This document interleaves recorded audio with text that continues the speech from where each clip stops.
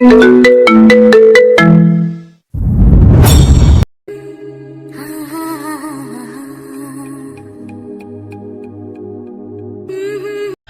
বোন তাসনিয়াকে আমার ভালো লাগে। ডাক্তারি শেষে দেশে ফিরে ওই গিনিপিককেই বউ বানাতাম। তোমার যখন এতই উতলা তখন আমার আপত্তি নেই। জায়ানের বোনকে বিয়ে করতে চায় মেহরাব। এটা শুনে সবার মাথায় বাজ পড়ার মতো অবস্থা। তাহসিনার মাত্র 15 বছর বয়স। এই বয়সে বিয়ে দিতে আদৌ আজান তাওসিফ রাজি হবেন কিনা সেটা আরেক প্রশ্ন। সবাইকে টেনশনে রাখাটাই মেহরাবের আসল কাজ। মেহরাবের সাথে বিয়ের প্রস্তাবে রাজি হয়ে যাওয়ায় বাবার উপর বড্ড অভিমান করেছিল তাহসিনা। মেজো ভাইয়ের বদরাগী বন্ধুকে বড্ড ভয় পায় সে। লোকটা একটুও ভালো না। ছোটবেলায় তাকে কত শত ধমক দিয়েছে, বড় হয়ে সেটার পরিমাণ দ্বিগুণ হয়েছে। আগে বন্ধুর বোন ছিল বলে সের ধমক খেয়েছে, এখন তো বউ হওয়ার কথা চলছে। এই বদরাগী মেহরাব যদি রেগেমেগে তাকে মারে তখন কি করবে তাহসিনা? এইসব ভেবে ভেবে হুলুস্থুল বাদিয়ে ফেলেছিল তাহসিনা। সে কোনো মতেই বিয়েতে মত দিবে না। আজান তাওসিফ, জায়ান কিংবা আজাদ কেউই তাকে কোনোভাবেই বোঝাতে পারেনি। সেদিন সন্ধ্যায় হুট করে মেহরাবের আগমন হয়। ঠোঁটকাটা মেহরাব সরাসরি জায়ানের মাকে বলে, আমি তাহসিনার সাথে একটু কথা বলতে চাই আন্টি। জোর জবরদস্তি কিংবা ধমকাধমকি নয়, জাস্ট কিছু গুরুত্বপূর্ণ কথা বলবো। আপনার অনুমতি চাইছি, দিবেন? জায়ানের মা কিছু একটা ভেবে বলেন। ছাদে গিয়ে কথা বলো। মেহরাব সম্মতি জানিয়ে তাহসিনার হাত ধরে সোজা তাকে ছাদে নিয়ে গিয়ে প্রশ্ন করে, আমাকে বিয়ে করতে চাইছিস না কেন? কি সমস্যা? মেহরাবের শান্ত স্বরে জিজ্ঞেস করার প্রশ্ন শুনে তাহসিনার আত্মা কেঁপে ওঠে। লম্বা চওড়া ফর্সা গোলগাল মুখশ্রী এই যুবককে সে অসম্ভব ভয় পায়। মেহরাবের প্রশ্নের উত্তরে ধীর স্বরে তাহসিনা বলে, আমার আপনাকে ভীষণ ভয় লাগে। মেহরাব তীক্ষ্ণ দৃষ্টিতে তাকায় তাহসিনার দিকে। তাহসিনা বড্ড শান্ত স্বভাবের এবং বেশ বুদ্ধিমতী। তার চঞ্চলতা প্রকাশ পায় কেবল পরিবারের মানুষদের কাছে। তাহসিনার এসব মার্জিত স্বভাবের জন্যই মেহরাব ওকে পছন্দ করে। বয়স বাড়ার সাথে সাথে এই পছন্দ আসক্তিতে রূপ নিয়েছে। এই মেয়েটাকে নিজের করে নেওয়ার সেই সুযোগ সে কোনোভাবেই হারাতে চায় না। তাহসিনার উত্তর শুনে মেহরাব জিজ্ঞেস করে, কেন ভয় পাস? তাহসিনা ভয়ে ফাঁকা ঢোক গিলে। তার এখনও মনে আছে সেই ক্লাস 7-এর কথা। ক্লাস শেষে স্কুল থেকে বেরিয়ে আসার সময় আচমকা মাথা ঘুরিয়ে ওঠে। জ্ঞান হারিয়ে ওখানেই ঢলে পড়ে বেচারি। তার একজন ছেলে ক্লাসমেট সেটা দেখে তাকে তোলার চেষ্টা করে এবং সবাইকে ডাকে। সবাই মিলে সেদিন তাহসিনাকে বাড়ি দিয়ে যায়। উপকার করায় তাহসিনা এবং সেই ছেলের মাঝে একটা ভালো ফ্রেন্ডশিপ হয়ে যায়। একদিন হুট করে সেই ছেলে তাহসিনাকে লাভ লেটার দেয়। মেহরাবের কানে এই খবর যেতেই তাহসিনাকে সামনে রেখে ওই ছেলেকে মারধর করে মেহরাব। তারপর থেকে অস্বাভাবিক রকমের ভয় পায় তাহসিনা মেহরাবকে। সেই কথা স্মরণে আসতেই আবার শুষ্ক ঢোক গিলে তাহসিনা কোনো রকমে বলে, আপনি ভীষণ রাগী সেই জন্য। বাকি কথা বলতে পারে না বেচারি।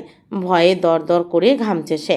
হৃৎপিণ্ডের অস্বাভাবিক স্পন্দন তাকে অস্থির করে তুলছে। মেহরাব লম্বা একটা শ্বাস ফেলে পূর্ণ দৃষ্টিতে তার দিকে তাকিয়ে বলে, রাগ কমিয়ে ফেলবো, তোর সামনে মারদাঙ্গা সাইডটা আনবো না, চলবে? তাহসিনা চমকে তাকায়, হুট করে বলে। আর ধমক?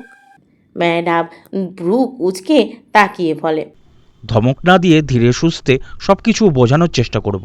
আর কিছু? তাহসিনা যেন একটু সাহস পেয়েছে। সুযোগ পেয়ে আমতা আমতা করে বলে, আপনি বড্ড ঘ্যাড়তারা প্রকৃতির।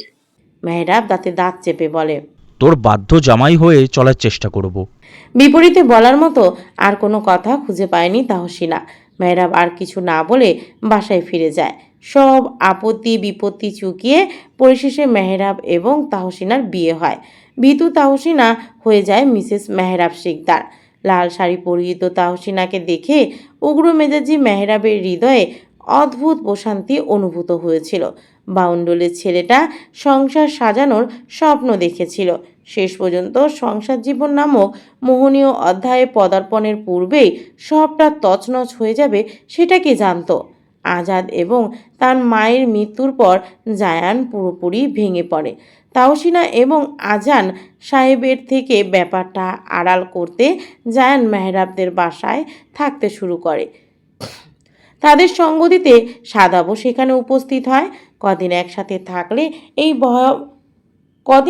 থাকলে এই ভয়াবহ বিষণ্ণতা সয়ে আসবে এমনটা ধারণা ছিল জায়ানের। মেহরাবের বাড়ি থেকে জায়ানের বাড়ি প্রায় 15 মিনিটের দূরত্বে অবস্থিত। ভার্সিটি থেকে গুরুত্বপূর্ণ মেইল আসায় মেহরাব দ্রুত জায়ানকে ফোন দেয়। মেহরাব জানতো জায়ান কবর জিয়ারত শেষে বাড়ির উদ্দেশ্যে রওনা দিয়েছে। কিছু একটা ভেবে সাদাবকে নিয়ে সেও জায়ানের বাড়ি যাওয়ার উদ্দেশ্যে বের হয়। বাড়ির কাছাকাছি আসতেই বিশাল ধোঁয়ার কুণ্ডলী দেখা যায়। সাদাব এবং মেহরাব তখনও বুঝেনি ব্যাপারটা।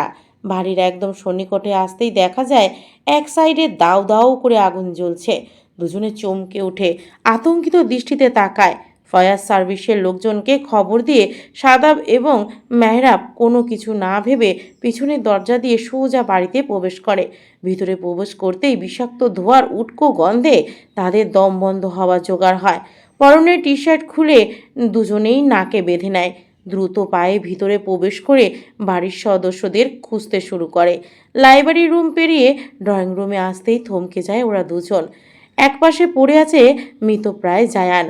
অগ্নিদাহে তার শরীরের বেশ কিছু জায়গা ঝলসে গেছে এবং তার শরীরে চুইয়ে পড়া রক্তে ফ্লোর ভিজে যাচ্ছে ক্রমাগত। রান্নাঘরের মেঝেতে পুড়ছে দুটো লাশ, একটা চাদরে আবৃত, অন্যটি উলঙ্গ নারী দেহ। মেহরাব চিৎকার দিয়ে তাহসিনার অর্ধ বিগলিত লাশের দিকে ছুটতে নিলে সাদাবকে আটকে ফেলে। অবরুদ্ধ কণ্ঠে বলে। মেহরাব শুনে না, এগিয়ে যেতে নাই ওদিকে। সাদাব উপায়ন্ত না পেয়ে ধস্তাধস্তি শুরু করে। এক পর্যায়ে সাদাবকে প্রবল বেগে আঘাত করে মেহরাব। ওকে উন্মাদ লাগছে। সাদাব উপায়ন্ত না পেয়ে পাশ থেকে থাকা রড দিয়ে সজোরে আঘাত করে মেহরাবের মাথার পিছনে। মিনিট কয়েকের মাঝে সে জ্ঞান হারিয়ে লুটিয়ে পড়ে মেঝেতে। আগুন দ্রুত ছড়িয়ে পড়ছে। দেওয়ালগুলো কখন জানি ধসে পড়ে তার ঠিক নেই। সাদাব জায়ানকে টেনে দ্রুত পিছনের দরজার দিকে নিয়ে যেতে থাকে। ফিরে এসে মেহরাবকে টানতে গেলে বাধে বিপত্তি। আগুন অনেকটা ছড়িয়ে পড়েছে। মেহরাবের পায়ের জুতো স্পর্শ করেছে রীতিমতো। সাদাব হন্তদন্ত হয়ে প্রবেশ করে কোনো মতে মেহরাবকে টেনে বাইরে বের করে আনে। মেহরাবকে বার করতে গিয়ে বেশ কয়েক জায়গায় পুড়ে যায় সাদাবের। দীর্ঘ সময় পার হয়ে গেলেও ফায়ার সার্ভিসের লোকজনের কোনো খবর না পেয়ে হতাশ হয় সাদাব। সে দুর্বল হার্টের রোগী। কোনো ধরনের প্রেশার, ভারী কাজ কিংবা ধোঁয়ার সান্নিধ্যে যাওয়া তার জন্য নিষিদ্ধ। বন্ধুদের বাঁচাতে প্রথমে ঝাঁপিয়ে পড়লেও এখন সেই ভুলের যন্ত্রণা সে ঠিকই পাচ্ছে। জায়ানদের বাড়ির পিছনের দিকটা কিছুটা জঙ্গলের মতো। একটা গাছে হেলান দিয়ে কাপা হাতে ফোনটা বের করে সে তার বন্ধুদের ফোন দেয়। কাপা গলায় পরিস্থিতি বুঝিয়ে তাদের উদ্ধার করতে বলে। প্রায় ঘন্টাখানেক পর জ্ঞানহীন তাদের উদ্ধার করা হয়। চোখ খুলে ঝাপসা দৃষ্টিতে সামনে তাকাতেই সাদা দেওয়াল চোখে পড়ে মেহরাবের। পাশ ফিরতে চাইলে মাথায় তীক্ষ্ণ যন্ত্রণা শুরু হয়। তার জ্ঞান ফিরতে দেখে মুখে আঁচল চেপে কান্না করে ফেলে মেহরাবের মা। মেহরাবের মস্তিষ্ক সচল হতেই সে তড়িৎ বেগে লাফিয়ে ওঠে। তার মায়ের উদ্দেশ্যে বলে। আমার সিনু কোথায় মা? আমি এক ভয়াবহ স্বপ্ন দেখেছি। আমি দেখেছি বিধ্বংসী আগুন আমার সমস্ত সুখ জ্বালিয়ে আঙ্গার করে দিচ্ছে। আমার সিনু ঠিক আছে মা? মেহরাবের মা কিছু জবাব দেওয়ার পূর্বেই তার বাবা কেবিনে প্রবেশ করে। মেহরাব কিছু বলার পূর্বেই তিনি বলে ওঠেন। নিঃসন্দেহে তুমি একটা খারাপ সময়ের মধ্যে দিয়ে যাচ্ছ, তবে এই মুহূর্তে আবেগে ভেসে সিদ্ধান্ত নেওয়ার সময় নেই। আমি তোমাকে হেল্প করতে চাই, বিনিময়ে তুমি আমার শর্ত মানবে। তুমি কি রাজি? মেহরাব উদ্ভ্রান্তের ন্যায় বলে। আমার তহসিনাকে লাগবে বাবা, বিনিময় সব শর্ত কবুল। ছেলের দিকে তাকাতেই মেহরাবের বাবার বুকটা ফেটে যাচ্ছে। তবে এই মুহূর্তে তিনি শক্ত না হলে কতগুলো জীবন এলোমেলো হয়ে যাবে তার হিসাব তিনি নিজেও জানেন না। কণ্ঠে কঠোরতা এনে তিনি বলেন। Tahsina is no more. আমরা তার অক্ষত দেহবশে উদ্ধার করতে পারিনি। মেহরাব কিছু সময়ের জন্য থমকানো দৃষ্টিতে তাকায়। যে চোখে সর্বদা রাগের অগ্নিশিখা দেখা যায় সে চোখ কেবল এক নারীর জন্য অশ্রু সজল হয়ে উঠেছে। হৃদয়ে তীক্ষ্ণ যন্ত্রণার প্রলেপ চোখে স্পষ্ট প্রতীয়মান। মেহরাবের বাবা ছেলের কাজ ঝাঁকিয়ে ডাকেন। মেহরাব পলব ঝাপটাতেই চোখের অশ্রু গাল বেয়ে গড়িয়ে পড়ে। মেহরাব বিড়বিড়িয়ে কিছু একটা বলে। এদিক ওদিক অস্থির দৃষ্টিতে তাকাতে তাকাতেই ভায়োলেন্ট হয়ে ওঠে। শেষ পর্যন্ত তাকে ঘুমের ওষুধ খাইয়ে ঘুম পাড়িয়ে রাখা হয়। দীর্ঘ 9 ঘন্টা পর পুনরায় মেহরাবের ঘুম ভাঙে। তবে এবার সে ভায়োলেন্ট হয় না, বরং মূর্তি ন্যায় বসে থাকে। মেহরাবের বাবা ছেলের পরিস্থিতি বুঝে আলতো কণ্ঠে তাকে ডাকেন। মেহরাব প্রত্যুত্তরে বলে। জায়ান বেঁচে আছে? মেহরাবের বাবা হতাশ কণ্ঠে বলেন। শ্বাস চলছে, তবে গ্যারান্টি নেই। ওকে ইমিডিয়েটলি কোনো উন্নত দেশে নেওয়া উচিত। মেহরাব শীতল স্বরে জবাব দেয়। তাহলে নিচ্ছেন না কেন? মেহরাবের বাবা থমকানো কণ্ঠে বলে। এই বিষয়ে কিছু গুরুত্বপূর্ণ কথা ছিল। মেহরাব শান্ত স্বরে বলে। বলুন। মেহরাবের বাবা গম্ভীর গলায় বলেন। তাহসিনার মৃত্যু স্বাভাবিক নয়, এটা মার্ডার। তবে এই কাহিনী প্রমাণ করা বড্ড কঠিন। এই মুহূর্তে জায়ানকে বাঁচানো আমাদের জন্য বেশি জরুরি। জায়ান বেঁচে থাকলে আসল সত্যের রহস্য উন্মোচন হবে। মেহরাব চোখ তুলে তাকিয়ে নীরের স্বরে বলে। ঘুরিয়ে পেঁচিয়ে বলার প্রয়োজন নেই, সরাসরি বলুন। মেহরাবের বাবা ছেলের কঠোর কণ্ঠ শুনে খানিকটা ব্যথিত হলেন। তার দায়িত্বের কথা স্মরণ করে বলে। সৌভাগ্যক্রমে জায়ান বেঁচে গেলেও দুর্ভাগ্যবশত সাদাব হার্ট অ্যাটাকে মারা যায়। শত্রুপক্ষ থেকে জায়ানকে বাঁচাতে আমরা জায়ানের পরিচয় সাদাবের পরিচয়ের সাথে পাল্টে দিয়েছি। লাশ হিসেবে সাদাবকে শো করা হয়েছে এবং সাদাবের চেহারা জায়ানকে দেওয়া হয়েছে। এখন জায়ানের উন্নতি চিকিৎসা প্রয়োজন। আমি সেই দায়ভার তখনই নিব যখন তুমি ডক্টরি পড়াশোনার জেদ ছেড়ে প্রশাসনের মধ্যে যোগদান করবে। মেহরাব অনুভূতিহীন গলায় বলে। সাদাফ এতিম বলেই কি ওর সাথে এমন নিম্নমানের কাজ করার সাহস পেয়েছেন? ওর লাশ ধরে আহাজারি করার কেউ নেই বলে ওই চেহারাটা নিজের প্রয়োজন পরিবর্তন করে দিলে? মেহরাবের বাবা থমথমে কণ্ঠে বলেন।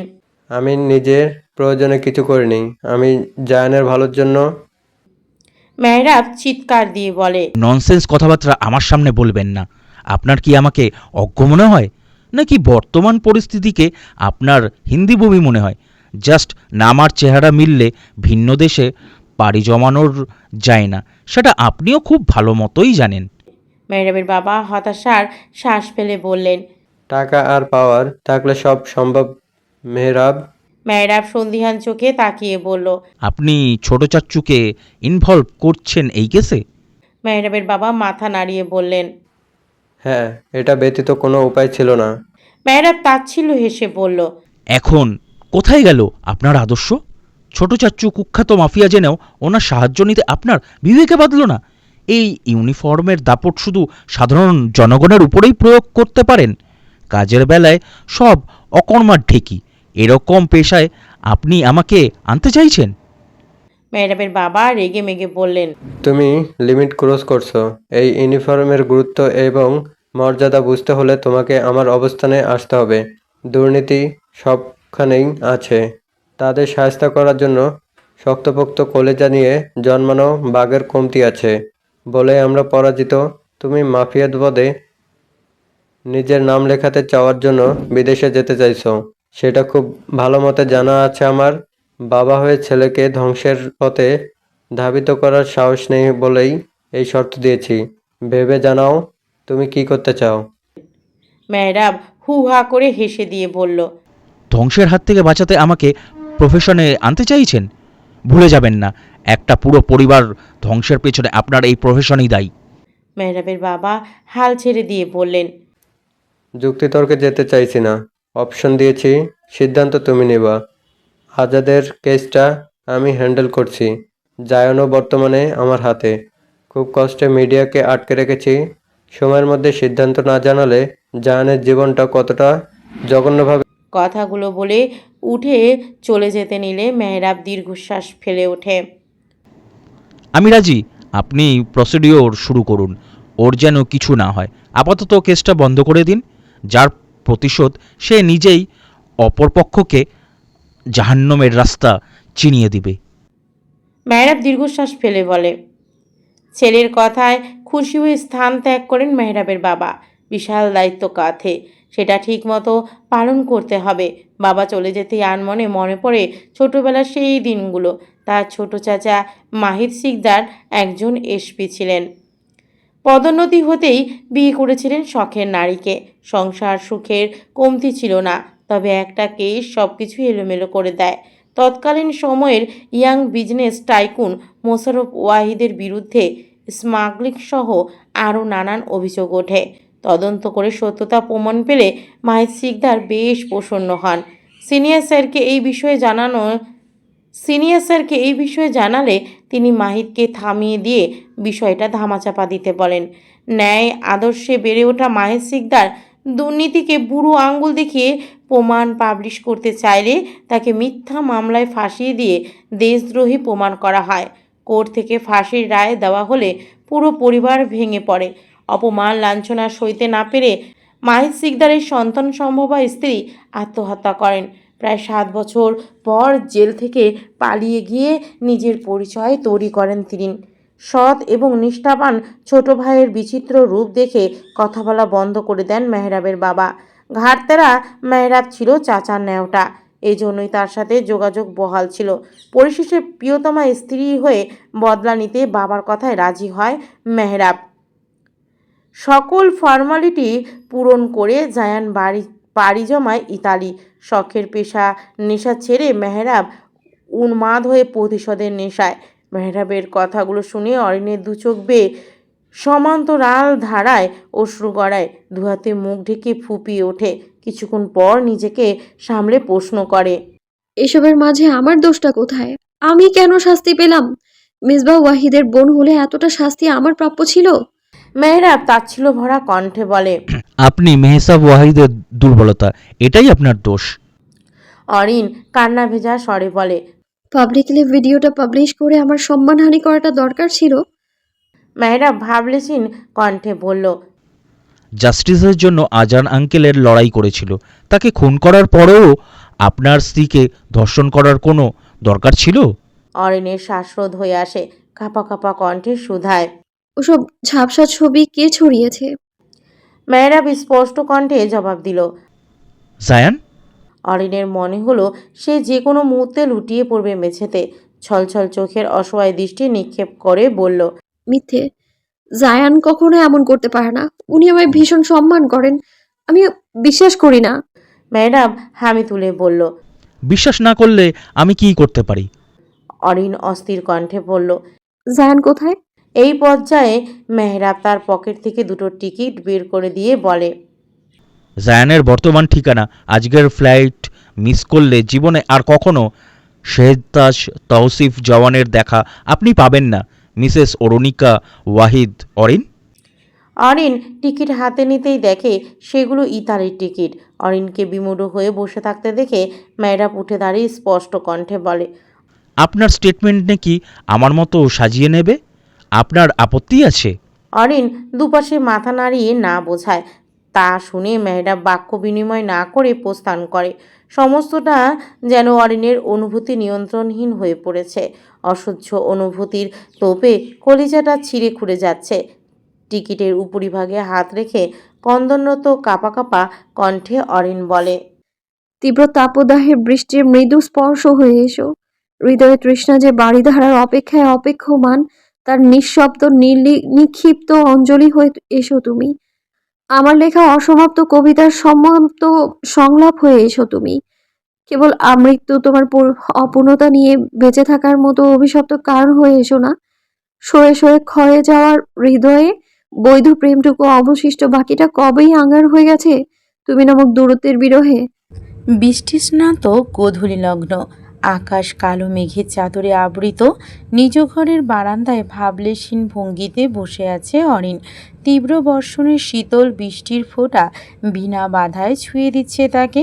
মেঘাবৃত নীলাম্বরে অনিমেষ নেত্রে তাকিয়ে থাকা অরিন অতীতের হিসেব মেলাতে ব্যস্ত। অরিনের ভাবনার মাঝে ঘরে প্রবেশ করে মাইমুনা ওয়াহিদ। মেয়েকে ওভাবে বসে থাকতে দেখে বুকের ভিতরটায় ভয় জেঁকে বসে। অরিনের কাছে গিয়ে তার পাশে বসে কাঁধে হাত রেখে ডাকতেই অরিন রোবোটিক ভঙ্গিতে ওনার দিকে ঘুরে তাকায়, যান্ত্রিক কণ্ঠে বলে, তোমার কোলে একটু মাথা রাখি। মাইমুনা ওয়াহিদ সম্মতি প্রকাশ করে অরিনের চুলে হাত বুলিয়ে দিতে দিতে প্রশ্ন করেন। মেহরাব কিছু বলেছে তোকে? অরিন শীতল স্বরে জবাব দেয়। না। মাইমুনা ওয়াহিদের মনে খটকা লাগে। দীর্ঘ সময় পার হওয়ার পরও যখন মেহরাব কিংবা অরিনের কোনো খোঁজ পাননি, তখন বাধ্য হয়ে ওদের দেখতে গার্ডেন এরিয়া দিকে যান। ওখানে গিয়ে দেখেন সবুজ ঘাসের গালিচায় অরিনের জ্ঞানহীন দেহ লুটিয়ে পড়ে আছে। আশেপাশে মেহরাব কিংবা কৌশিক কেউই নেই। সেই দৃশ্য দেখে মাইমুনা ওয়াহিদ হুলস্থুল কাণ্ড বাঁধিয়ে ফেলেন। ডক্টর যখন জানান অতিরিক্ত প্রেশারের কারণে অরিন জ্ঞান হারিয়েছে, তখন স্বস্তির শ্বাস ফেলেন তিনি। দীর্ঘ 4.5 ঘন্টা ঘুমানোর পর অরিন জেগে ওঠে। আধ ঘন্টা মতো থম মেরে বসে থেকে আচানক মেজবাহকে কল দেয়। অপর পাশের কোনো কথা না শুনে নীরের স্বরে বলে, যত দ্রুত পসিবল হয় বাসায় উপস্থিত হও। মেজবাহর সম্মতি জানিয়ে কল কেটে দেয়। এরপর থেকে অস্বাভাবিক রকমের শান্ত আচরণ করছে অরিন।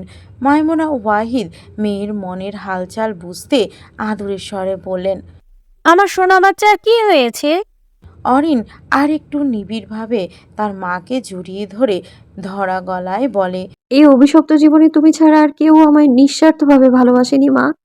মাইমুনা ওয়াহিদ মেয়ের মনের অবস্থা বুঝে বললেন, তোমার জীবনে এমন কেউ আসবে যে তোমাকে আজীবন আগলে রাখবে, আমৃত্যু ভালোবাসার বেড়াজালে আবদ্ধ রাখবে। খারাপ সময় জলদি কেটে যাবে মা। অপরাধী তার উপযুক্ত শাস্তি পাবে। অরিনের ভেতর থেকে একটা দীর্ঘশ্বাস বেরিয়ে আসলো।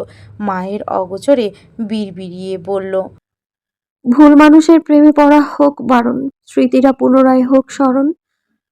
আপনি আমারে ঘৃণা করেন আমরণ, আমি না হয় আপনারে উন্মাদের ন্যায় ভালোবাসবো।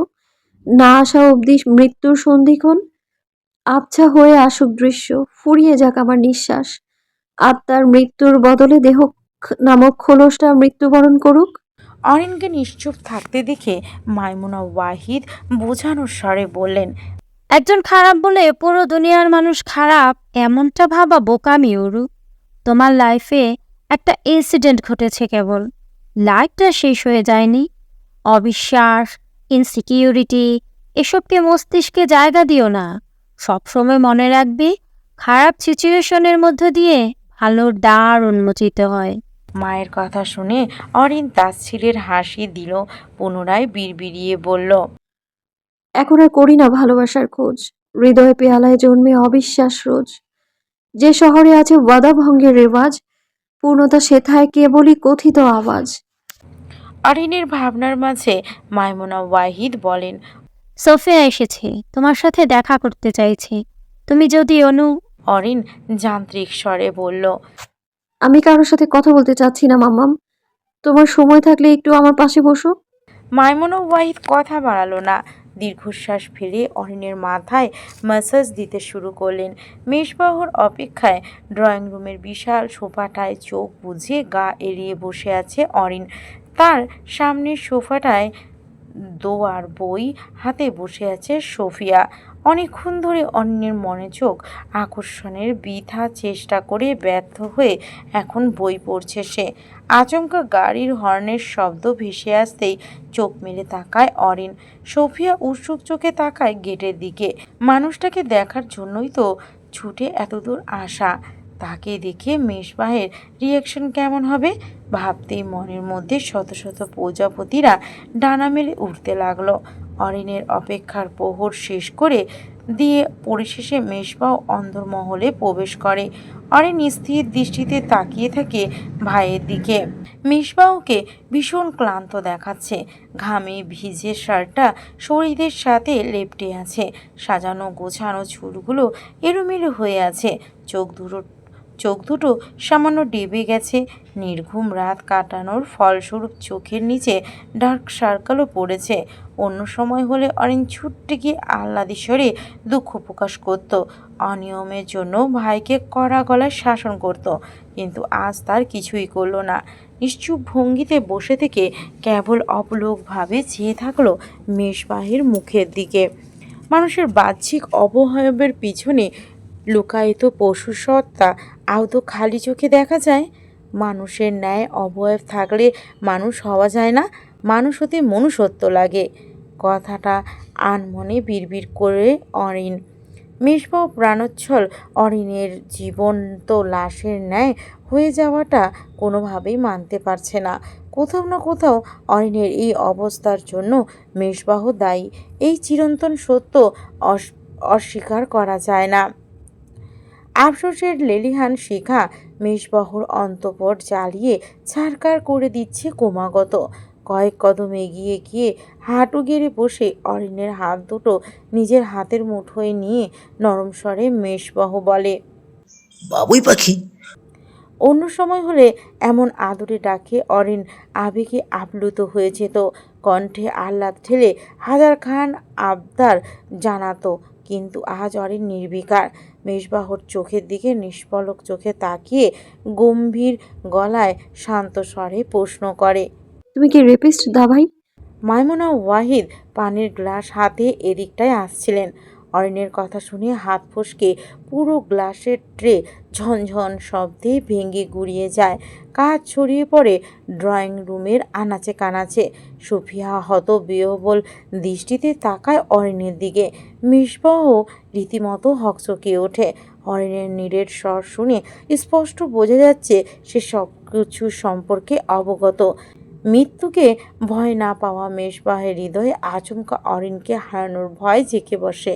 তবে কি জায়ান অরিনকে সব জানিয়ে দিয়েছে? প্রশ্ন মেজবাহর অস্তিত্বে নাড়া দেয়। সেসব আর জিজ্ঞেস করা হয়ে ওঠে না। মেজবাহ চোখ নামিয়ে ফেলে, মেঝেতে দৃষ্টি নিবদ্ধ করে। তার কাছে অরিনের প্রশ্নের কোনো উত্তর নেই। সে কখনো কোনো নারীর সম্ভ্রমহানি করেনি, তবে তার সঙ্গীতের কখনো বাধাও দেয়নি। সরাসরি নিযুক্ত নয়, তবে ইন্ধন যোগানো মানুষকে কি রেপিস্ট বলে আখ্যা দেওয়া যায়? যদি যায় তাহলে মেজবাহও তাই। মেজবাহকে থম মেরে বসে থাকতে দেখে অরিন আবারও প্রশ্ন করে, কতজনের সম্ভ্রমহানি করেছো তুমি? আর কতজনের কাছে তোমার অন্যায়ের খেসারত স্বরূপ আমার ইজ্জত ভ্রষ্ট হবে? মেজবাহ চোখ খিচিয়ে বন্ধ করে ফেলে। অরিনের কথাগুলো জ্বলন্ত কয়লার ন্যায় কর্ণকুহুরে আঘাত হানছে। দাঁতে দাঁত চেপে সে আসন্ন ঝড় সামলানোর প্রস্তুতি নিতে থাকে। বুকের ভেতরটা ধড়ফড় করছে। সত্য স্বীকার করতে গিয়ে কিছু একটা তাকে আটকে দিচ্ছে। অরিন এতক্ষণ শান্ত থাকলেও মেজবাহর নির্লিপ্ততায় এবার রাগে চেঁচিয়ে ওঠে। মেজবাহর কলার ধরে ঝাঁকিয়ে শক্ত কণ্ঠে প্রশ্ন করে, নিজের অহং বোধ অক্ষুণ্ণ রাখতে আর কতজন নিরপরাধীকে হত্যা করেছো তুমি? জবাব দাও, কথা কেন বলছো না? মেজবাহ ফাঁকা ঢোক গিলে কলারের অস্তিনে থাকা অরিনের হাত দুটো ছাড়িয়ে নিতে নিতে বলে, শান্ত হও বাচ্চা, তুমি অসুস্থ সেটা ভুলে যাচ্ছ কেন? আমি অতীতে যা করেছি সেটা অন্যায় ছিল, কিন্তু এখন তো আমি শুধরেছি। তুমি অরিন পুনরায় চেঁচিয়ে বলল, শুধরেছো? সিরিয়াসলি দাভাই? হাহ, আমিও কার থেকে কি আশা করছি? যার জন্ম পরিচয় নেই সে কি করে ভালো মানুষ হবে? যার মায়ের চরিত্র খারাপ, যে নিজে জারজ, তার থেকে আদৌ ভালো কর্ম আশা করা যায়? অরিনের কথাগুলো তীরের ন্যায় বিধে হৃদয়। মেজবাহ অবাক হয়ে অস্পষ্ট স্বরে বলে, অরু। মেজবাহ কথা শেষ করার পূর্বে জোরালো এক থাপ্পড় পড়ে অরিনের গালে। থাপ্পড়ের আঘাতে অরিন সামান্য হেলে যায়। মেজবাহ চকিত নয়নে তাকাতেই দেখে রাগে অগ্নিমূর্তি হয়ে দাঁড়িয়ে আছে সোফিয়া। মেজবাহ উঠে দাঁড়িয়ে সোফিয়াকে কিছু বলতে নিলে সোফিয়া হাত উঁচিয়ে নামিয়ে দেয় তাকে। গলার জোর বাড়িয়ে রাগী স্বরে বলে, নিজের লিমিট ভুলে যেও না অরু। উনি তোমার বড় ভাই হয়, সম্মান দিতে না জানলে কথা বলার দরকার নেই। কিন্তু যা তা বললে আমি মোটেও মেনে নেব না। অরিনকে থাপ্পড় মারা দৃশ্য দেখে মাইমুনা ওয়াহিদ রেগে যান, হুঙ্কার ছেড়ে বলেন, নিজের পাপিষ্ঠ স্বামীর পাপ ঢাকতে আমার মেয়েকে আঘাত করার সাহস কি করে হয় তোমার? আজীবন শাশুড়ির সাথে নরম গলায় কথা বলা সোফিয়া আজ যেন সমস্ত শিষ্টাচার ভুলেছে। সে দ্বিগুণ হারে চেঁচিয়ে বলে, আমার স্বামী পাপী হয়ে জন্ম নেয়নি মা, তাকে পাপী বানিয়েছেন আপনি। আপনার স্বামী আর এই সমাজ নিজেদের দোষ ঢাকতে লজ্জা করে না? মাইমুনা ওয়াহিদ তেড়ে এসে বললেন, আমি মাইমুনা ওয়াহিদ তোমার জারজ স্বামীকে নিজ সংসারে জায়গা দিয়েছি, বড় করেছি নিজের সন্তানের মতো, মাথার উপর ছাদ দিয়েছি, তার সকল চাহিদা পূরণ করেছি, তাকে সম্মান দিয়েছি। এরপরও এসব কথা বলা তোমার সাজে না সোফিয়া? সোফিয়া তাচ্ছিল্যের সহিত হেসে সোজা সাপটা বলে, স্নেহ, মমতা, সময় সেসব দিয়েছিলেন মা? মাইমুনা ওয়াহিদ কিছুটা থতমত খেয়ে যান। সোফিয়া সেদিক থেকে নজর সরিয়ে অরিনের দিকে দৃষ্টি নিবদ্ধ করে গম্ভীর গলায় প্রশ্ন করে, তুমি তোমার মা বাবার অনাকাঙ্ক্ষিত সন্তান। তোমার নাকচ অহংকারী পিতা তোমাকে চায়নি। তোমার মাকে জোরপূর্বক অ্যাবর্শন করাতে চেয়েছিলেন, কিন্তু তোমার মা মোশাররফ ওয়াহিদকে ব্ল্যাকমেল করে তোমাকে বাঁচিয়ে রাখে। এসব সত্য তুমি জানতে অরিন? মাইমুনা ওয়াহিদ রাগে অন্ধ হয়ে চেঁচিয়ে বলেন। সোফিয়া! অরিন হতবিহ্বল হয়ে একবার মায়ের দিকে তাকায়, একবার ভাবির দিকে তাকায়। সোফিয়া তাচ্ছিল্য হেসে পুনরায় বলে, তুমি অনাকাঙ্ক্ষিত সন্তান, এই সত্যটা আজ 21 বছর পর জানলে। অথচ আমার স্বামী জারুজ এটা সে জ্ঞান হওয়ার পর থেকেই শুনে আসছে। এখন মিসবাহর কী দোষ ছিল অরিন? তোমার সো কল্ড বাবা চরিত্রহীন, সেটার দায়ভার নিশ্চয়ই আমার স্বামীর নয়। তোমার মা কোন ভিত্তিতে আমার স্বামীর শৈশব নষ্ট করেছে সেই প্রশ্নের উত্তর দিতে পারবা? কেউ কোনো কথা বলে না।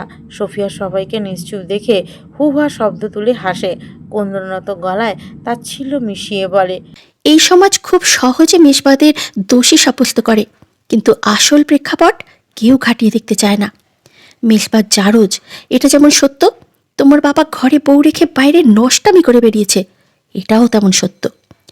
মেষবা পাপী এটা যেমন সত্য, মেষবাকে পাপ করতে তোমরা উস্কিয়েছ এটাও তেমন সত্য। দিন শেষে মেষবা খারাপ, অথচ মুখোশধারে তোমার পবিত্র ফুল হিসাবেও পরিচিত পাও। সত্যটা অনুধাবন করে দেখো, নিজেকে নর্দমার কীটের চাইতেও অধম মনে হবে। কিন্তু আফসোস, তোমাদের তো বিবেকবোধ নেই। তোমরা কেবল পারো অন্যের দোষ ত্রুটির বিচার করতে। সব শুনে মাইমুনা ওয়াহিদ থমথমে কণ্ঠে শোধায়, তোমার স্বামীকে আমরা রেপ করা শিখিয়েছি? সোফিয়া জ্বলন্ত চোখে তাকিয়ে শীতল স্বরে বলে, মেয়েদের সম্মান করা শিখিয়েছিলেন কখনো? আরে আপনার তো সময়ই ছিল না মেজবা ওয়াহিদের জন্য। আপনি নামমাত্র তার মা হওয়ার চেষ্টা করেছিলেন, কেবল মোশাররফ ওয়াহিদকে কাছে টানার জন্য। যখনই উদ্দেশ্য সফল হলো, অরিন আপনার গর্ভে এলো, তখনই আসল রূপ দেখালেন আপনি। রীতিমতো মেজবাকে যা তা বলে ভুল করতে বাধ্য করতেন। আপনি চাইতেন মেজবা উগ্র আচরণে অতিষ্ঠ হয়ে মোশাররফ ওয়াহিদ তাকে ত্যায্য করুক। এই সম্পদের উপর মেজবার রাজত্ব হোক, সেটা আপনি কখনোই চাইতেন না। মাইমুনা ওয়াহিদ স্তব্ধ হয়ে রইলেন। অতীতের গুমর এভাবে ফাঁস হবে সেটা তিনি টের পাননি। সোফিয়ার জবাব শুনে রাগ টাক না রেখে বললেন, হ্যাঁ, করেছি আমি এসব। নিজের স্বামীর পাপ বহন করার ক্ষমতা কোনো নারীর নেই। এত কিছুর পর ওকে আমি ঠাঁই দিয়েছিলাম, এটাই অনেক। সম্পত্তির ভাগ আমি কখনোই মেজবাকে দিতে চাইনি। জারজকে আশ্রয় দেয়া গেলেও সন্তান হিসেবে আখ্যা দেয়া যায় না। আমি যতবারই ওকে দেখতাম, মোশাররফ ওয়াহিদের ঘৃণ্য আচরণগুলো আমার চোখে ভেসে উঠত। ওর মা আমার সংসার নষ্টের জন্য দায়ী, সেটা ভুলে যেতাম কিভাবে? সোফিয়া শীতল স্বরে প্রশ্ন করে, তাহলে চরিত্রহীন মোশাররফ ওয়াহিদকে কাছে টেনে নিয়েছিলেন কিভাবে? তিনি আপনাকে অসম্মান করে বাইরে পরনারী নিয়ে মেতে থাকতেন। এই সত্যি জানার পরও তাকে কেন ছেড়ে যাননি? অন্যের বেলায় ন্যায়ের ঝান্ডাধারী বিচারক হয়ে নিজের বেলায় চিটার কি করে হয়ে গেলেন? শুধুমাত্র ওয়াহিদ নেম ট্যাগ, ফেম, সম্পত্তি, লাক্সারিয়াস লাইফ, এইসবের জন্য মোশাররফ ওয়াহিদের 7 খুন মাপ? মেন কালপিটকে ঘৃণা করতে পারেননি কেন? সোফিয়াকে উন্মাদনের ন্যায় দেখাচ্ছে। মেজবাহ সাহস করে তাকে সরিয়ে আনতে গেলে সোফিয়া শান্ত স্বরে বলে, আমার কথা শেষ হয়নি মেহরাজ। অরিনের বোঝা উচিত, ভ্রমের দুনিয়া থেকে বেরিয়ে সত্যটা জানা উচিত। আজ আমাকে বলতে দিন প্লিজ। মাইমুন ওয়াহিদ খুব ভালো মতো টের পাচ্ছেন ওনার অন্যায়গুলো, কিন্তু মস্তিষ্ক সেটা মানতে নারাজ। নিজের অহংবোধ ধরে রাখতে মেজবাহকে দোষ দিয়ে বললেন, আমার মেয়ে সম্ভ্রমহানির পেছনে মেজবা দায়ী। আমি বলেছিলাম অরিনকে বাহিরে না পাঠাতে, কিন্তু সে ইচ্ছাকৃতভাবে অরিনকে পাঠিয়েছে। সে জানতো অরিনের ওপর অ্যাটাক হওয়ার সম্ভাবনা প্রবল, তবুও কড়া সিকিউরিটি রাখেনি। মেজবা কেবল ভালোবাসা দেখানোর অভিনয় করেছে। আসলে সে অরিনকে সম্পত্তির ভাগ থেকে বঞ্চিত করতে শত্রুদের সুযোগ করে দিয়েছিল। সোফিয়া হাসি আটকে রাখতে পারল না, সশব্দে হেসে ফেলল। কিছুক্ষণ পর তাচ্ছিল্য ভরা কণ্ঠে বলল, আপনার মেয়ে সম্মান হারিয়েছে তার নিজের গৃহীত ভুল পদক্ষেপের জন্য। মেজবা শত্রুর কাছে আপনার মেয়ের ইজ্জত বিকিয়ে দিতে চায়নি। আপনার মেয়ে অরিন স্বেচ্ছায় গার্ডদের ফাঁকি দিয়ে সেই রেপিস্টদের গাড়িতে গিয়ে বসেছিল। মেজবাকে দোষারোপ করার আগে নিজের মেয়ের কীর্তিকলাপ নিয়ে প্রশ্ন করুন। মেজবা খুব সহজ টার্গেট আপনাদের কাছে, এই জন্যই অন্যের দোষগুলো চোখে পড়ে না আপনাদের। মাইমুন ওয়াহিদ আর কোনো কথা বলতে পারলেন না। ওনার মাথায় নতুন প্রশ্ন উকি দিয়েছে। এতক্ষণ সবার তর্ক বিতর্ক নীরবে শুনে যাওয়া অরিন শীতল স্বরে বলে, আমার ক্ষয়ক্ষতির জন্য আমিই দায়ী। ভুলবশত আপনাদেরকে আঙুল তোলার জন্য দুঃখিত আমি। আমায় মাফ করবেন। আপনাদের বিরক্ত বাড়ানোর মতো আর কোনো কাজ আমি করব না বলে নিশ্চয়তা দিচ্ছি। আমার মা আপনার স্বামীর প্রতি ভীষণ অন্যায় করেছে, তার জন্য আমি হাত জোর করে ক্ষমা চাইছি। এই অনাকাঙ্ক্ষিত মানুষটা আর আপনাদের চোখের সামনে আসবে না। এতক্ষণ রাগের বশে হাজারটা কথা বললেও অরিনের কথা শুনে সোফিয়ার বুকটা কেঁপে ওঠে। বিয়ের 5 বছরে কখনোই অরিনকে ভিন্ন চোখে দেখেনি। নিজের সন্তানের মতো স্নেহ করেছে সবসময়। মেয়েটার সাথে কত শত সুন্দর স্মৃতি আছে। আজ মেজবাহ জীবনে তার অবস্থান পাকাপোক্ত হয়েছে কেবল অরিনের জন্য। মেজবাহর এতটা পরিবর্তন সম্ভব হয়েছে অরিনের জন্যই। সোফিয়া বোধহয় রেখে অনেক কিছুই বলে ফেলেছে। সে এগিয়ে অরিনকে কিছু বলতে নিলে অরিন ম্লান হেসে বলে, আমি কারো কথায় কষ্ট পাইনি। সত্য তেতো হয়, কিন্তু সেটা তো হজম করতে হবে। আপনাদের অবগতির জন্য জানানো যাচ্ছে যে আজ রাত 9টার ফ্লাইটে আমি এবং মাম্মাম ইতালির উদ্দেশ্যে রওনা দিব এবং সেখানেই পার্মানেন্টলি শিফট হওয়ার প্ল্যান আছে আমাদের। আপাতত এতটুকুই, এর বাইরে জানানোর মতো আর কিছুই নেই। মাইমুনা ওয়াহিদ চমকে তাকান মেয়ের পানে। সোফিয়া এগিয়ে এসে কিছু বলতে নিলে অরিন তা অগ্রাহ্য করে নিজের রুমের দিকে এগিয়ে যায়। মাইমুনা ওয়াহিদ কিছুক্ষণ থম মেরে দাঁড়িয়ে থেকে নিজের ঘরে চলে যান। সোফিয়া থমথমে মুখে সোফায় বসে দাঁড়িয়ে থাকার শক্তি পাচ্ছে না একদমই। মেজবাহ এগিয়ে এসে তার কাঁধে হাত রাখতেই সোফিয়া হু হু করে কেঁদে ওঠে। মেজবাহ দীর্ঘশ্বাস ফেলে গভীর কণ্ঠে বলে, ঘরে চলো সেফি। মেজবার কথায় সোফিয়া তৎক্ষণাৎ উঠে দাঁড়াতে নিলে তলপেটে ব্যথা অনুভব হয়। উঁচু ফোলা পেটটা নিয়ে ইদানিং খুব ঝামেলা পোহাতে হয় তাকে। মেজবাহ ক্লান্ত কণ্ঠে বলে, নিজের বেলায় এত উদাসীন কেন তুমি? তোমার প্রেগনেন্সির পিরিয়ড কতটা রিস্কি তুমি জানো না? এমনিতেই সব হারিয়ে ফেলেছি সেফি, নতুন করে ওকে হারিয়ে বেঁচে থাকার মতো ধৈর্য শক্তি আমার মাঝে অবশিষ্ট নেই। Be careful, okay? সোফিয়া ছলছল চোখে মেজবাহর দিকে তাকিয়ে বলল। হুম। মেজবাহ কথা না বাড়িয়ে সতর্কতার সহিত সোফিয়াকে পাজা কোলে তুলে নেয়। মেয়েটা ব্যথায় আর্তনাদ করে ওঠে। মেজবাহ ভ্রু কুঁচকে বলে, খুব বেশি পেইন হচ্ছে? সোফিয়া মেজবাহর বুকে মুখ লুকিয়ে ধরে আসা গলায় বলে, মন আকাশে মেঘ জমেছে, আমি শান্তি পাচ্ছি না। শুধু মনে হচ্ছে ভয়াবহ কিছু হতে চলেছে। আমার অসহ্য লাগছে সব কিছু। আমি আপনাকে পৃথিবীর কোনো কিছুর বিনিময়ে হারাতে চাই না মেঘরাজ। আমি সবার বিরুদ্ধে লড়াই করার ক্ষমতা রাখলেও আপনাকে হারিয়ে বেঁচে থাকার সাহস বহু আগেই হারিয়েছি। আমাকে একা করে দিয়ে চলে যাবেন না তো? শত কষ্টের মাঝেও মেজবাহ মুখে এক চিলতে হাসি ফুটে উঠল। সোফিয়া শারীরিক অবস্থা বুঝে বলল, অতিরিক্ত প্রেসার নেওয়ায় মুড সুইং হচ্ছে তোমার। শান্ত হও। মৃত্যু ব্যতীত মেহেরাজকে কেউ তোমার থেকে দূরে সরাতে পারবে না সেফি, কেউ না। সোফিয়া মেজবাহর শার্ট মুঠ পাকিয়ে ধরে কুন্দনরত গলায় অনুর স্বরে বলল, আপনার প্রাণহীন দেহাবশেষ আমার চোখের সামনে আসার আগে আমার মৃত্যু হোক। মেজবাহ স্মিত হেসে বলল, আমার হৃদস্পন্দনহীন বুকে লুটিয়ে পড়ে কান্না করার জন্য হলেও উপরওয়ালা তোমাকে বাঁচিয়ে রাখুক, হে আল্লাহ। সোফিয়া ফুপিয়ে কেঁদে উঠল। মেজবাহর বুকে মৃদু কিল বসিয়ে অস্ফুট স্বরে বলল, আপনার হৃদয় কংক্রিটের ন্যায় কঠিন মেহরাজ। যে নারী আপনার সাথে পুরো জীবন কাটানোর পরিকল্পনা করছে, তাকে আপনি এরকম নিকৃষ্ট পর্যায়ের নিষ্ঠুর কথা বলতে পারছেন? কথা বলতে বলতে দ্বিতীয় তলায় এসে পৌঁছেছে ওরা। মেহরাব ঘরের দিকে পা বাড়িয়ে ম্লান হেসে বলল, তুমি ব্যতীত পাপিষ্ট মেহেরাজের আর কেউ নেই সেফি, আর কেউ নেই।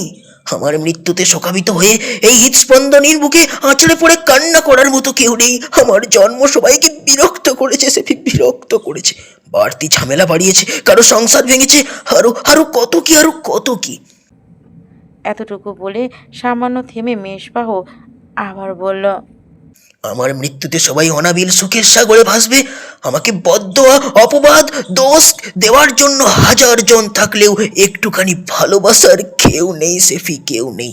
শেষ মুহূর্তে অল্প একটু ভালোবেসে আমার মৃতদেহখানা আঁকড়ে ধরে কাঁদার জন্য হলেও তোমাকে বাঁচতে হবে সেফি, তোমাকে বাঁচতে হবে। দম আটকে আসলো সোফিয়ার। মেজবাহ তাকে বিছানায় বসিয়ে নিজেও পাশে বসলো। সোফিয়া উষ্ণ টলমল লাল আখিজোড়া মেজবাহর ভাবলেশহীন চেহারায় নিবদ্ধ করে অনুভূতিহীন কণ্ঠে বলল,